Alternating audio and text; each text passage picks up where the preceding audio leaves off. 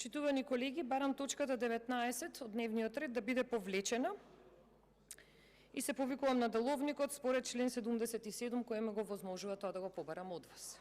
Зошто го барам тоа од вас? Со законот за образование на возрастните, кој, да, за разлика од другите ситуации, е во редовна постапка, но не ве оправдува чинот на тоа дека не е издржан и дека истиот не треба во ваква состојба да биде пред нас на дневен ред. Со законот не може да очекувате. Тој треба да овозможува. Врз кои принципи е подготвен истиот?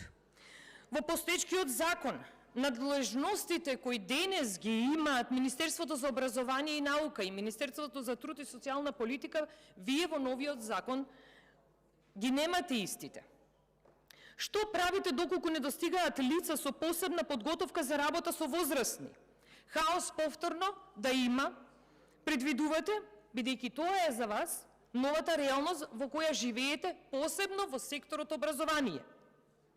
Нема критериуми за трошоци, а предвидувате трошоци. Нема временска рамка за верификација на установите, со што се овозможува слобода на министерот политички да делува и пристрасно, а нели сето ова ќе го вадевте надвор од образованието. Фискалниот образец треба да се промени. Не е единствена цел да има пари само за плати и унапредувања. Овде нема средства за валидација, методологија, комисии, програми, акредитација, се што е во законот ставено. Колеги, мало е времето за да ви го раскажам целиот закон и сите недостатоци кои го има истиот. Истата грешка ја направивте многу одамна со концепцијата на Мила Царовска, која избрзано ја вметнавте во образовниот систем. За денес и самите да си признавате на себе си дека истата воведува хаос во образованието. Зарем не е доволен овој хаос кој го предизвикавте? Сега барате нов. Зарем не направивте доволно голема штета во образованието? И денес сакате да направите дополнителна штета плюс.